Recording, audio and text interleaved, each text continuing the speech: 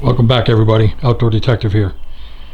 Today I want to give you a view of my Bass Hunter baby bass boat. This boat's 96 inches long, 51 inches wide, and about 18 inches from the bottom of the tunes to the top of the gunnel. Now this was my setup. Now you can purchase, this is something new from Bass Hunter. It's the trolling motor mount. So I've added that to mine. Now the trolling motor is a Minn Kota Edge, 36 inch shaft, 45 pound thrust trolling motor. Now to power it, I put in a connector here,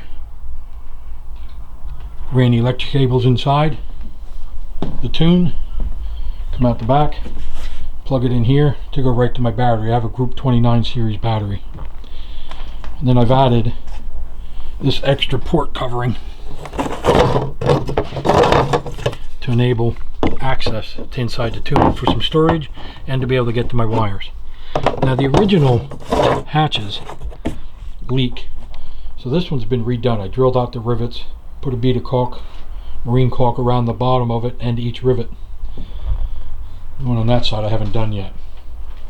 The flooring is nothing other than cheap fatigue mat that I cut to size to fit in the bottom of the boat. And then here I used a Yak Attack kayak box for my Hummingbird Helix 5. The arm I made out of a 1/2 inch solid aluminum bar and then bent it with a tubing bender. Although since my first use I found, as you'll notice, there's a stripe on it right here. I'm going to cut it off right there.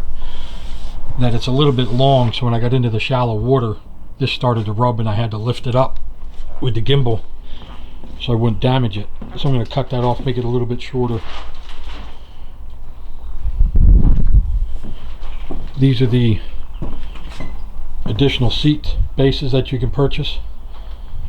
So I only got one, and then that's the regular seat that comes with it. And then on this I've added a 7-inch swivel and a piece of aluminum angle iron that I drilled holes in. That'll enable me to hang spinner baits, crankbaits, whatever I want from the boat to dry before I put them back in my bag. Now obviously you know that these seats slide fore and aft. So in addition I've added these rod holders. I didn't like the idea of laying my rods along the boat where they can be stepped on, things dropped on, anchor smashing them. So I've made these rod holders. Now this was the setup the last time I went out. You can see my Shimano Corrado and the Bass Pro Shops bionic blade.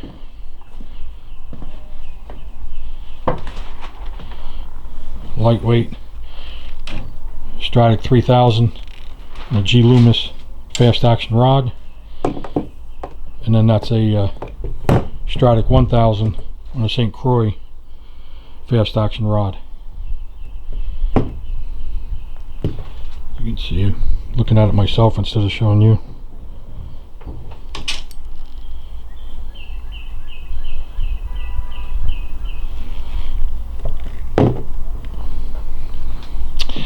Now an additional accessory that I purchased was the rudder kit. This is nice because you can unpin it from here, drop the rudder down, and it actually worked pretty well. What I don't like is that you can't remove it.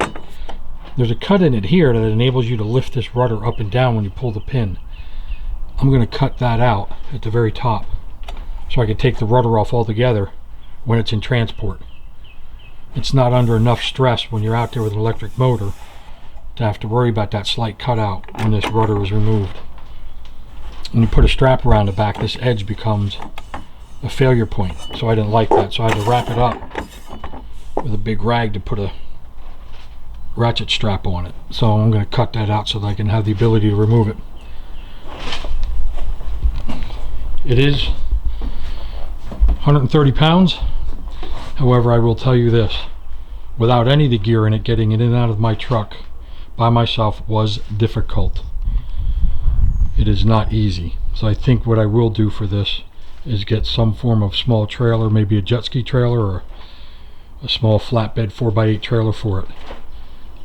My intention was to be able to take my camper and take this with me when I go fishing, but it's just very difficult to get in and out of the truck by itself. And like I said, that's without any of the gear in it, and I carry all the gear as well. So hopefully you like it. Comments are appreciated. Let me know whether you like it or you don't. If you have any other ideas, I'd appreciate them as well. Hope to see you soon.